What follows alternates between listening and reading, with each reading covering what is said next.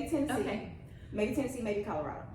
And I'm trying to think who called me and told me first, if it was you or my mom. So Your mom. y'all were at the same table. Yes. So she met my mom. That's right. And you said, I'm taking your mom from you. Yes, at first y'all were like, oh, my daughter's in Sugar Land. Oh, yeah. And they started talking, and yeah, she wanted to steal my mom. And I'm like, I don't know you, I'll share. You sound nice and all.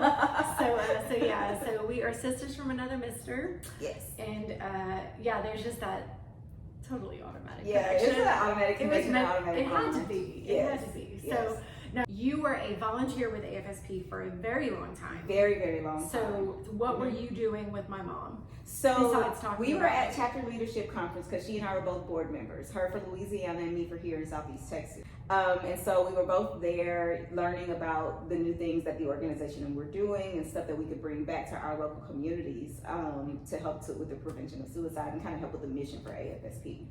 So yeah, so I was involved with AFSP and still am kind of passively when I have time. Right. But I was involved with AFSP, one of the founding board members, a walk chair. I've done some of everything. Yeah.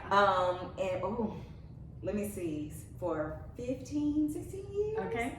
And then finally I was like, y'all, I gotta stop. And I was like, I need to take a break. I need a moment, you know, but I still. It can quickly, depending on what you do, it can quickly become a second full-time job. And it did. Yes. It did. It became a second full-time job, but a labor of love. You know what I mean? Absolutely. So it doesn't really feel like I'm working so hard or whatever because of our personal connections, it becomes a drive, right? So both of us, we lost our brothers died by suicide. Right. So, but that's not why she's here. Yes. We're here to talk about tea. Yes. I know zilch about tea. Nothing whatsoever. Yes. I do know that after trying her, is it the apricot? The apricot peach tea you love, yes. Love it. Yeah, and it's like when you open it, it just makes the whole house smell. I know. It's so good. It's so good. It should be an air freshener. Okay, so why tea? So tea is the second most consumed beverage in the world. Did you know that? I did not. After water. I was It's about to say consumed more than coffee.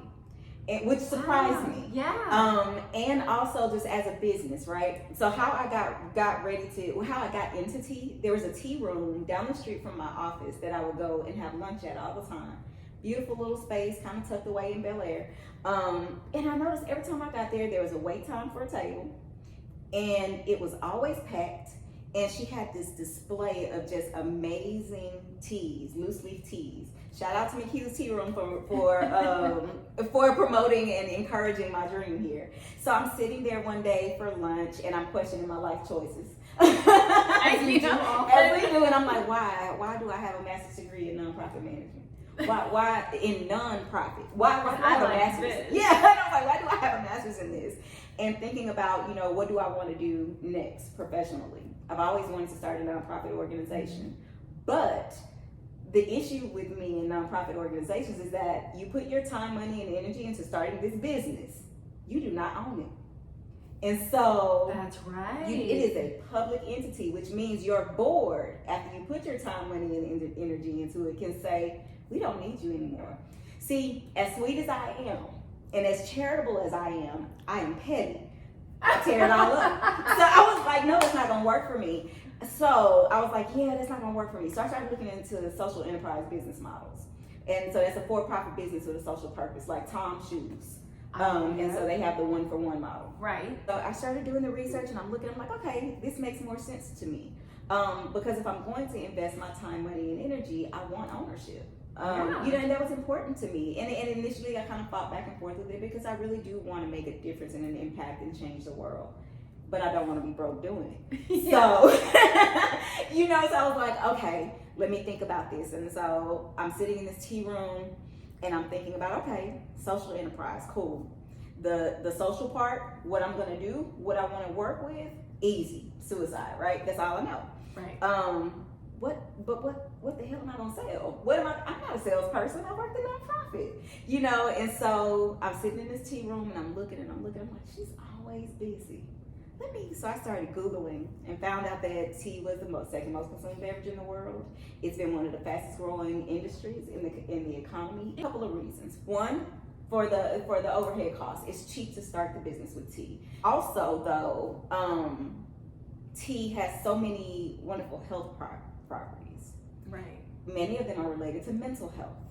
And so it's good for your brain. There's lots of antioxidants. It's relaxing. It's a stress reliever. All the things. I'm like, okay, I see that connection. Yeah, so I started the TwenTea company. It fills your teacup. Yep, it fills my teacup. I like what you did there. I see what you did there. It fills my teacup. Okay, sure. so I know the reason, but why 20? So TwenTea is because we give 20% of our profit to suicide prevention. I love that. So, and it's spelled TwenTea, the TwenTea company. And I'm big on taking very good care of my customers and looking out for them. So there's always a little lagniappe in their packages, stuff like that. I always include a little love that information. you use the word lagniappe. What's that? Yeah. I say lagniappe. Lagniappe. Yes, Yeah, because you're yes. in Louisiana. I'm Texas. Yes, exactly. Flavored teas, is flavor added or does it grow like that? No. So flavored teas, so there's no such thing as a tea that's flavored as it's growing. Okay. Tea grows, green tea, black tea, white tea all come from the same plant. It's about how it's oxidized and dried after the fact that makes it green tea, black tea, or white tea. And so it's in the plant is called Camellia sinensis. And you may have heard of camellias as like your regular plants that you put outside the house. Right. So there's a family, a camellia family that's specifically grown for tea. And so depending on how it is small, dried, big? it's a bush. It's a bush. It's a bush. Okay. And so depending on how it's dried and oxidized and processed, turns it into green tea, black tea, or white tea. What are, so if it's all from the same plant, I guess the health benefits would be the same or some different, what are the differences between So the caffeine level is the difference. Okay. All teas are very high in antioxidants. Right. Very high in vitamins that are really good for you. They all have the properties that can help relax you. However, the caffeine level is what will get you. So if you're sensitive to caffeine, you want to lean away from the black teas because they're all going to be strong in caffeine. Okay, so is it high caffeine black, then white, then green? Black then green then white. Green, white. Yeah, Okay. and so a lot of people assume that green tea is the healthiest. Right. It doesn't have any caffeine. It's caffeine free. I was like, nope. There's a reason why you hyped up after you drink a couple glasses of green tea. Right. You know, but the difference though. You know how you can get that caffeine rush when you drink coffee, and then there's a crash middle of the day. Right. You do not get that with tea. So if None you of the drink teas. none of the tea. So if you drink a cup of strong black tea, it can give you the same caffeine content and that same energy boost as coffee, but you don't get the crash later. And so I started to slowly switch to tea every now and again. Really, to bring out the best flavor of your tea, it really depends on the water you use and how you brew it and how long. Bag tea versus loose leaf. Yes. So bag What's the tea difference? are our tea bags, right? Okay. And so like if you open up a box of Lipton, they have all the different bags. It's bag tea. Loose leaf is literally a jar of loose leaves. So, but it used to be loose leaf and they crushed it up And they crush it up and they stuck put it in in the a bag. bag. Is there In a tea bag. There's a difference. Okay. So as you get into drinking tea more and you drink loose leaf tea more, you'll start to taste the difference. Okay. Mostly kind of the grocery store teas that we buy and drink, they're ground down to a powder. Of course, because they want to produce more, right? And so they're ground down to a powder and put into a tea bag so that you can brew them quickly. And it's fine. But if you have some loose leaf tea and you allow the tea leaves to move, having an infuser really helps because you want to put a spoonful of loose leaf tea in that infuser and allow the leaves to move as they are steeping. Steep for about 3 to 5 minutes, depending on how long you like how strong you like it. And then you'll taste a difference in the flavors. Some teas require a little sweetener, just because the leaves are bitter or the flavors or the extra herbs in there are bitter. It just really depends on your flavor profile. Okay. So how do you change the flavor? So this is how tea flavors are changed. They either add other herbs like mint or rosemary. Okay.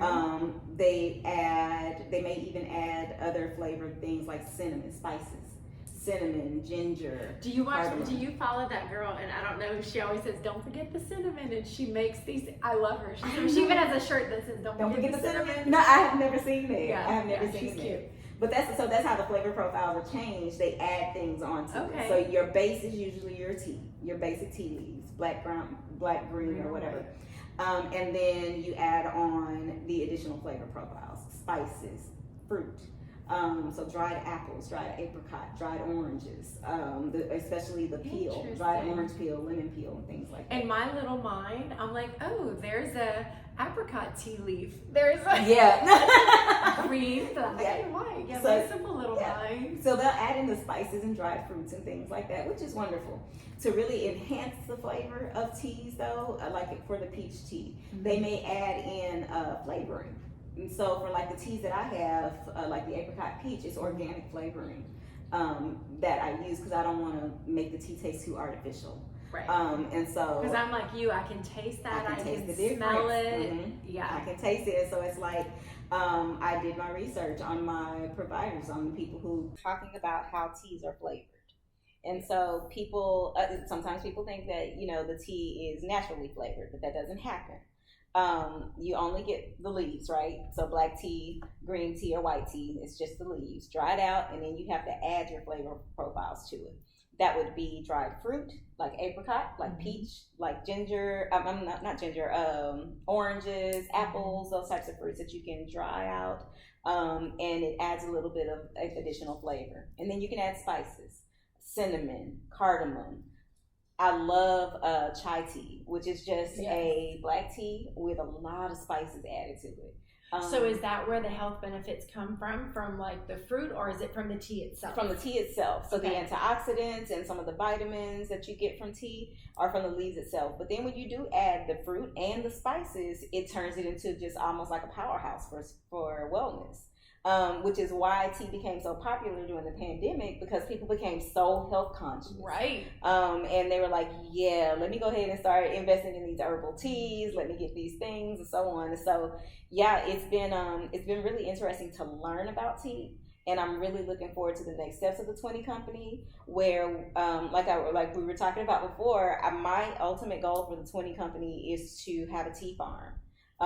So the big vision is the tea farm and the retreat center, right? Yeah. And so where people can come, they can see how tea is produced, but there's also kind of conference space and space for parties and events. And space for potatoes. And space for potatoes, right? And so many things that can be done. And interestingly, Texas is one of the few places, because it has to be in the right agricultural zone. Right. So Texas is one of the few places in the South where tea grows very well. And Louisiana, Mississippi, where we're gonna go. And it's all along that coast. And we're gonna make all these fun stops on the way. Yes. So the ultimate goal for me is to be sitting on my front porch looking at my tea farm, making huge money front while I porch, drink. rocking chairs. I am there with you. I will go test out the rocking chairs. Yes, the rocking chairs and everything. And so, oh my gosh. Yeah, that's the ultimate goal. That just goal. sounds like a dream. And all of this came from having a cup of tea and questioning my life choices after I got my master's degree. We definitely want to turn a profit, because one day I want to retire and not work. The bigger goal is to be able to create enough of a pot of money to where we can fund some of these efforts that we need for suicide prevention. Not just want, need. Suicide is one of the most underfunded public health problems in the world. And so that's kind of what led me to, let me do the social enterprise, because then I can raise the money and I can determine how it's spent and where it needs to be. You know, and so so it gives me ownership of what I want to see happen. And I've worked in suicide prevention for so long, master's in nonprofit, there's some things that I can see, and it's like, okay, you're not funding this enough, you're not paying enough attention on this part. Let me set up some things on my own and set this money to the side and give how I want to give. So giving smartly and intelligently. All right. Well, I will put a link to her website, but it's TwenTea. Absolutely. Yes. The20company.com. Yes. And you can follow me on Instagram and Facebook at TwenTea or look for me, Kisha Got the Tea. And you can find me on all of those as well. And if somebody Googles me, my phone number will pop up also. So, I have it. Yes. But my phone number is pretty much public information now. Yeah. You know, it used to be my brother's phone number. I did. Yeah, it used to be my brother's phone number, and so it's kind of become my work phone. Yeah. In a sense. Yeah. I love that. Yeah. Well, good. Well, thank you so much. I'm happy to come. Stay tuned for pictures and videos from the tea party. Absolutely. And see y'all later.